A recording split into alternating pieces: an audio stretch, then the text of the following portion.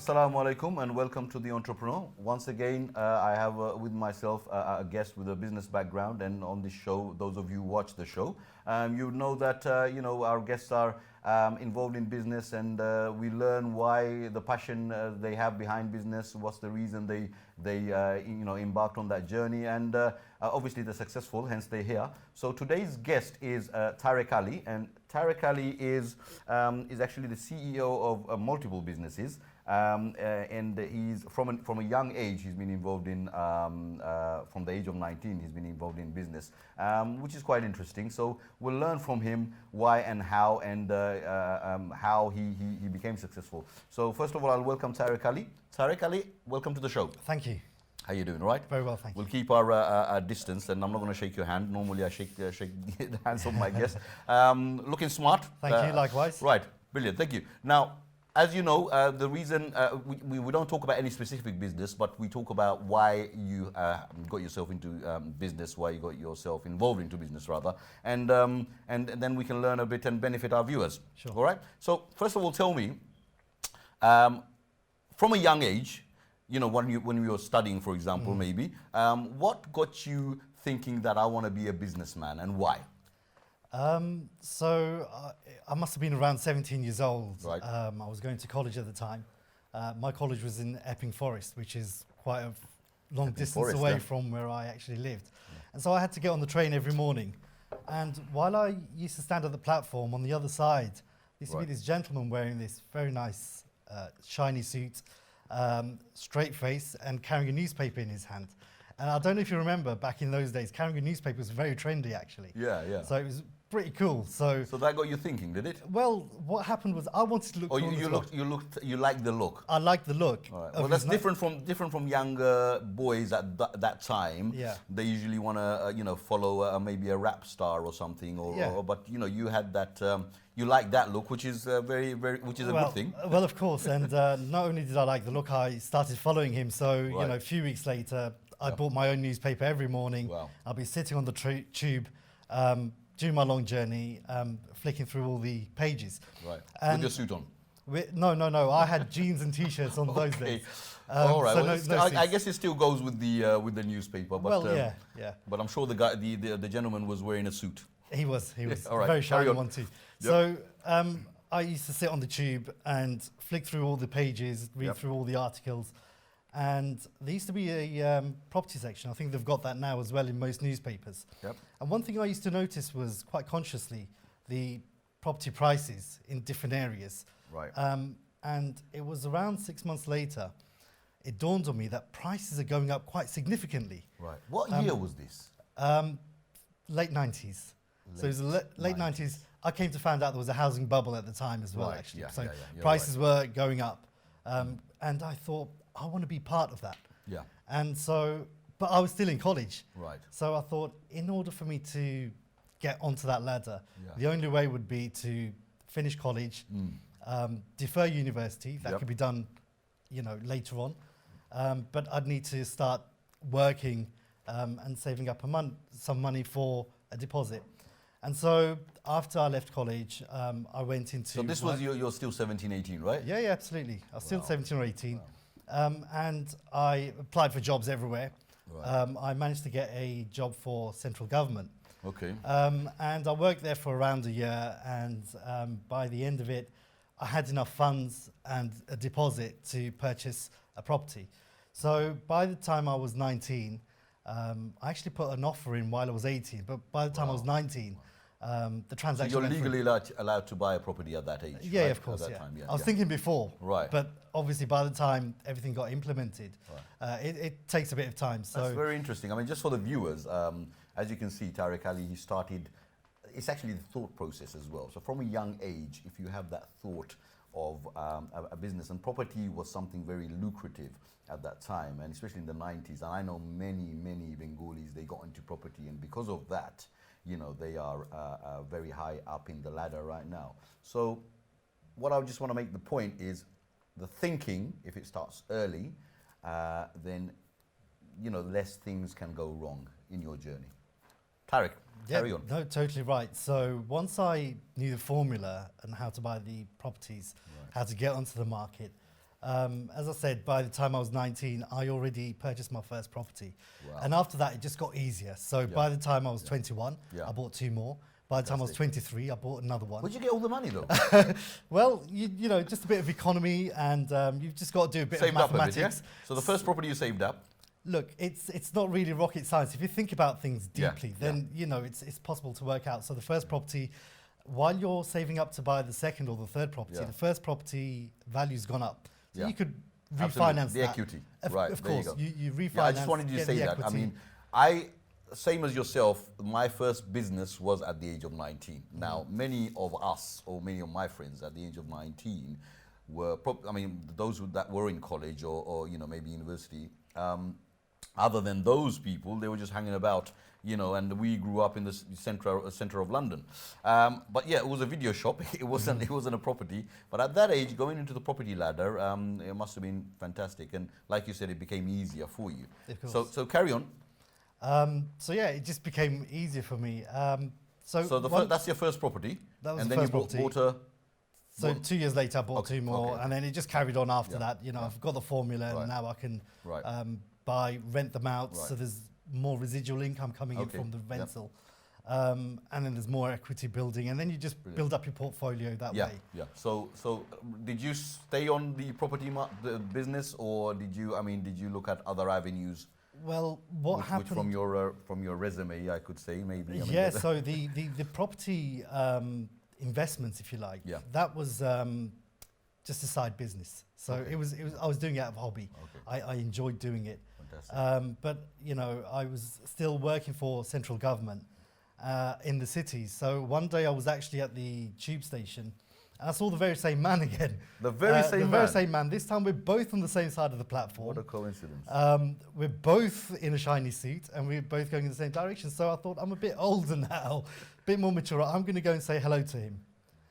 He's still got a straight face, and I went up to him. I realised he's got hearing difficulties. He had hearing aids in both ears. So we just smiled at each other. I was just going to say, did you go and say that you were a godsend to me because, you know, what do you call, you inspired me, you know, your looks the first time I saw you and so forth, but he couldn't hear you. Well, no, but you know, what I want to say is that the moral of the story is that you've got to have a dream, as you were saying earlier.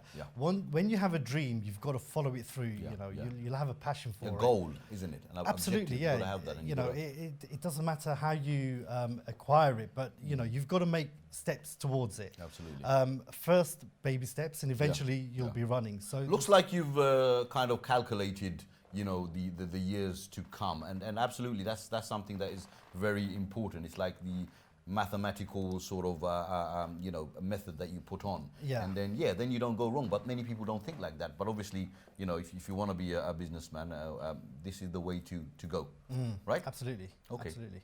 So after that, so that was your, you know, first couple of years you were in the, you know, in the property business. Now property has become, I would understand from what you're saying, it's just it's something that you would carry on doing, buy a property, maybe remortgage it, buy another one, get the equity out, and those times was, like I said, it was very, very lucrative. Until I think, what was it? So 2008 was the first recession, and that's when people stopped buying properties, obviously, because everything went down and so forth, and then it took a while. So, but from the doing properties, let's just say, what else did you go into? Because I've got something called, there's a couple of businesses that were sold, and what did you learn from that? Okay, Can you just briefly tell me about those couple of businesses, and what did you learn from that, and why were they sold, and was it because, I'm asking you quite a few questions at the same time, but sold, and then because avenues opened up and you moved into something else? Yeah, so as you said, the housing recession came in the late 2008, something like that. And there was government austerity cuts everywhere. Absolutely. And my own job with the government was actually compromised. So I was offered voluntary redundancy. Okay. And it was a question of I'd jump or I'd be pushed. Right. So I gave it some thought, and I decided I'm going to jump, but with a parachute. and literally that's what happened. First. Absolutely. And again, as you were saying, forward thinking, and that's what I did. I thought, before I leave, I need to have a business. I'm going to amalgamate all of my experience, my knowledge, my contacts, and set up a business. So my first business was actually a medico-legal company working in Harley Street with around 20 Can't get doctors better and than surgeons. Harley Street. No, it was Right. we were a number one as well. So we had a panel of doctors working for us, and we were providing legal reporting for the courts. Okay. So that's essentially, in a nutshell, what we were doing. And from that, there came some spin-off businesses, if you like. So Yeah. some of these reports that we provided to the court needed translating. And often we used to send out the work to other companies. The problem in doing that was it used to come back either late or the quality wasn't correct Right. or, be financially not viable. So I sat there and thought, that's something else we could do. So set up a new translation company in Kensington. The reason we set it up in Kensington is, again, we're future-proofing this business. We're future-proofing this business. And in doing that, we not only did we do the work for the medical company, we actually opened up avenues to further expand out into the embassies, Right. both nationally and internationally. Okay. So you obviously what's it called? Sorry, It was a medico-legal. medical legal, and that opened up something else, which did, yeah. which was a part of this business. That's right. But rather than giving it to somebody else, you took it up on yourself. Yeah. All right. Did you open up another company for that, or? Yeah, so that was a separate entity altogether. Right, It was, okay. it had its own How offices, interesting. All right. Okay. somewhere else. And not only were we working for the previous company, Yep. we decided it's going to stand independently and work for everyone else. So Right. we were working for other law firms, Yeah. we were working for embassies, as I said, Yeah. internationally also. Brilliant, brilliant, brilliant. So what else did you do at that time? Is it, So so from that? Eventually, after a few years, everything's got a shelf life, Yeah. or you want to. When you make an investment or a business, you always Yep. think about an exit strategy, Yeah. whether it's going to be short term, mid term, or long term. Yeah.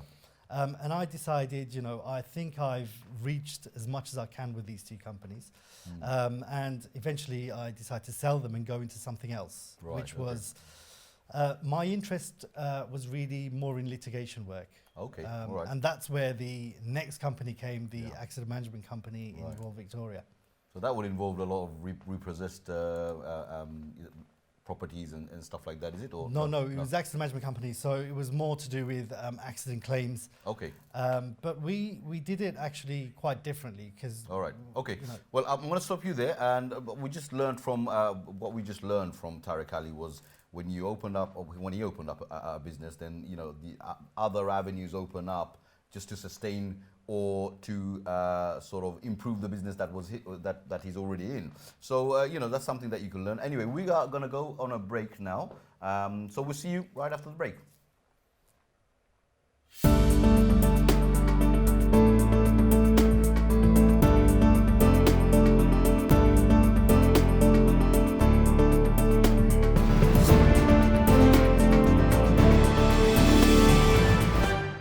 Assalamu alaikum and welcome back. We went for a short break, and those of you who have joined us, I've got with myself Tariq Ali, and I'll go straight to my guest.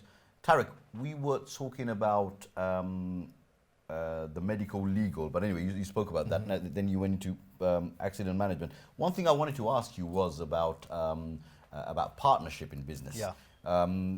People have had good and bad experiences. From your perspective, what would you say with regards to partnership? Personally, I prefer to do things myself, and there's a reason behind it because. Any bad experiences? Well, there can be disagreements, Yep. and sometimes sometimes I have crazy ideas, if Yeah, you like, yeah. and I think differently, and it might not be to everyone's taste. Right. It's for my taste, Okay. and it works for me. So Okay. I'd rather not have sitting there wasting time. Yeah. Explaining things to someone or having disagreements with people.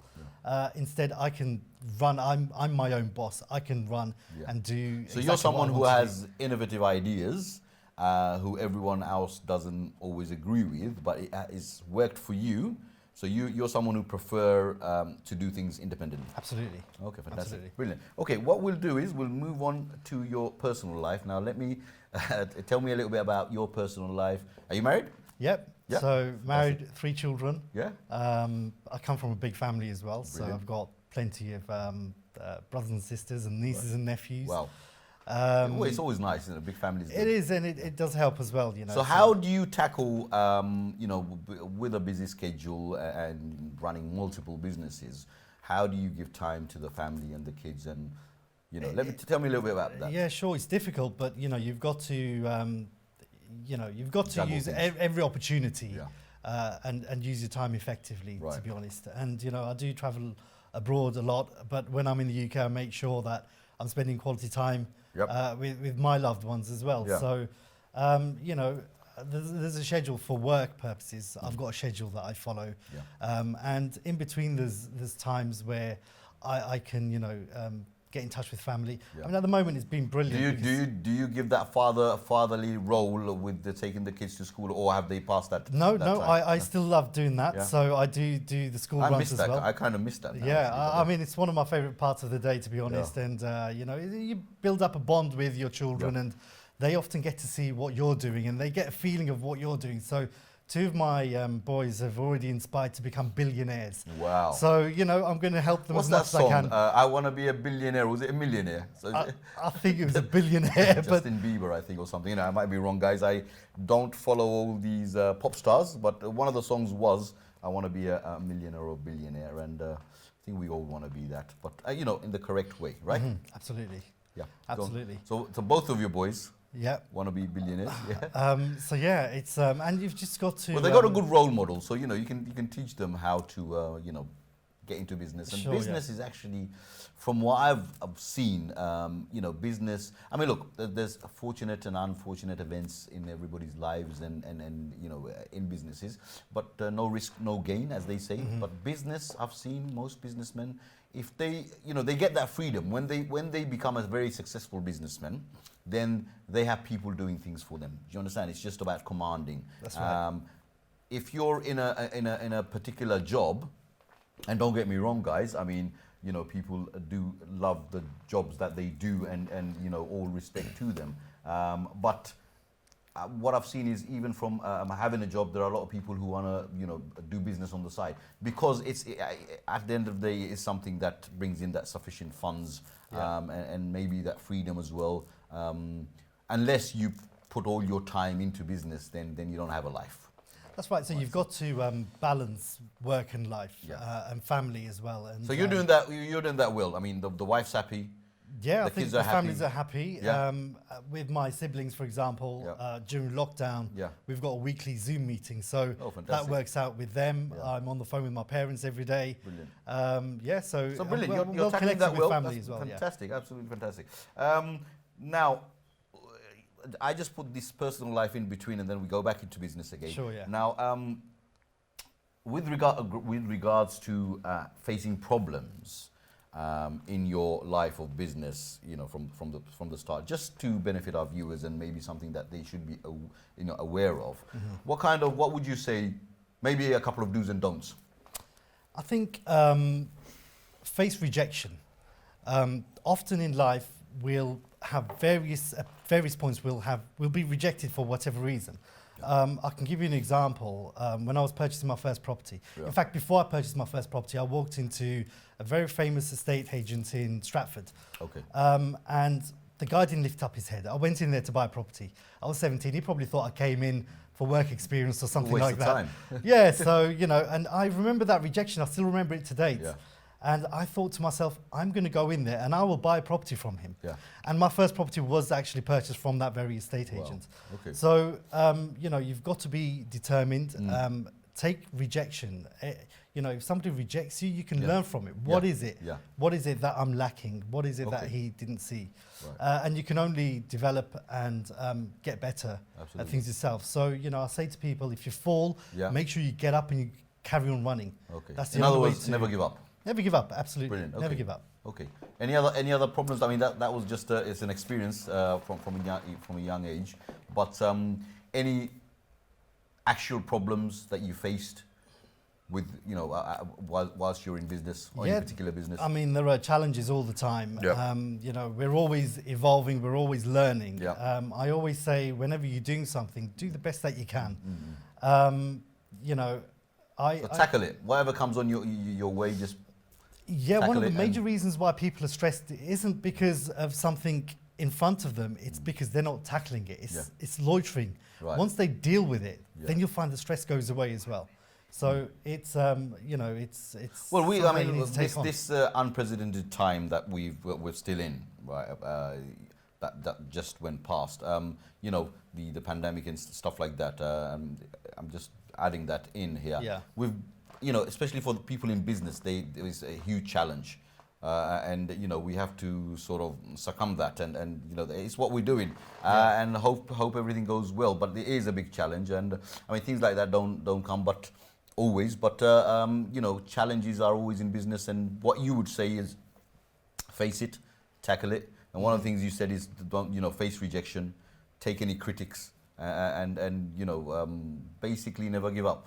Absolutely. Right. Okay. Yeah. Brilliant. Right now. Would you give us some tips? I mean, you probably actually mentioned. Let me just see the right. Let's talk about future plans. Right. So you've mentioned a couple of your businesses, and any future plans that you have at the moment? Anything big that you want to talk about? So, you want to tell us about? Yeah. So I've actually got 2 more ventures which are upcoming there in the pipeline. So the last few years I've entered the health and beauty market. Wow. Where we're developing. I'm sure there's a huge market out there. Well, for there that. is. We're developing products with the assistance of technicians from around the world. Right. It's a hugely competitive market, so you have to be ahead of the game. Absolutely. You know, so we'll be selling premium products at affordable prices. And where that actually came out. So would you be manufacturing those products? Yeah, we'll be manufacturing those here in the UK as well. Wow. Okay. And it really came about from my own personal interest. As you know, I travel quite a lot. Yep. And I often pick up products from different countries. Yep. But the problem is when I'm in the UK, it's not available. If I need to order it, it's probably going to take 3 months to arrive, or I'll need to go out there again. So there is clearly a gap in the market. But as you said, it's ferociously competitive. But, you know, we've done our research. Yep. I believe in our brand. I believe in our vision. Yep. And, you know, we'll be launching that in the market that's very what an soon. entrepreneur does. I mean, he sees the gap in the market and then he sort of fills that void. And that's the whole thing about business. Yeah, you know, supply and demand, right? Yes, absolutely. Absolutely. Okay, well, give us a few tips before we end the show. And we've learned quite a lot from you. Give us 3 tips in how to become a successful businessman. So number 1, I would say dream. Have a vision about something. Dream big. Don't dream big, but don't dream to become a millionaire. You know, money follows afterwards. That's many businessmen say that. There's a big difference. There's a big difference here. And when you're passionate for something, you will excel at what you're doing. You know, you will be the best at what you're doing, and you'll find that your output is far greater than you would doing a job for somebody which you've got no interest because you want the monthly salary. Absolutely. So dream big. Your dream would involve, I mean, dream big, but don't think of the financial aspect of it. I mean, that just follows. Absolutely. But maybe have that goal of doing something, making a difference. Yeah, exactly. Would I be right in thinking that? Of course. If you can make a difference, and you know you're actually influencing the market around you, the money will follow afterwards. You don't need to keep an eye on that. You know, you just need to follow your dream and continue doing it. As long as you're good at it, then you'll do really well. Number 2 is don't listen to others in business. Okay. This is my view. Don't listen to your friends. Don't listen to your goldfish. Listen to your own instinct. Because it's when you follow your dream, your passion, your, you know, what your belief is, you will make progress. You don't need to listen to others. It doesn't matter. Right. When it comes to business. Listen to your own instincts and follow that, and there's more chance of being successful. And even if you don't, even if you fail in that, then you still followed your own instinct, right? Well, if you fail in that, remember there's a saying in Bengali, isn't it? There's a saying in Bengali there.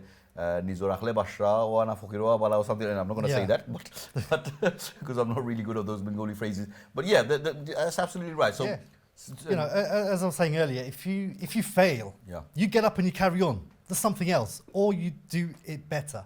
You find out from your mistakes. You learn from your mistakes. Okay. And the third thing I could say is a lot of people approach me and they say, "Oh, Tariq, I don't know what to do, give me a business idea. Yeah.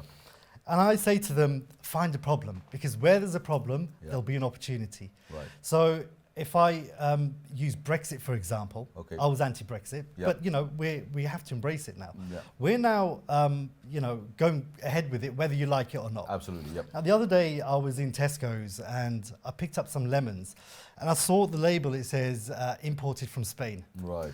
Now, after Brexit, the Yeah. price of those lemons are going to shoot up. Absolutely. Yeah. And, there's opportunity here. Yeah. I was with a trade delegation to Bangladesh last year. Right. Yes. I was going to ask you about that actually. But since you brought it up. go on. Yeah. I mean, I was with a trade delegation in Bangladesh last year. It came about because I was exporting luxury vehicles to clients in the Far East. Wow. And eventually, I got picked up by certain organizations and they said, come with us Yep. to this high-profile visit to Bangladesh. Right. With invitation from the Bangladeshi government. So the economy in Bangladesh is going up exponentially. There's so much opportunity out there. And, I've seen that in my recent visit to Bangladesh, and there's a lot of opportunity in Bangladesh. There is. But you have to be very vigilant as well as get your facts. Especially the people that you do business, whatever aspect you're in. So yes, Bangladesh is very high in opportunity. However, you've got to be very careful as well. you do. There are safeguards in place. There are various government organisations. There's the British High Commission. Yeah. I mean, you can, and you've got to have your own contacts and your own people. So, It's the links, isn't it? At the end of the day. yeah, you've got to have your links. I mean, I've set up an office in Dhaka already. I've got my own staff. I've got my Brilliant. own contacts and connections. And what's that for?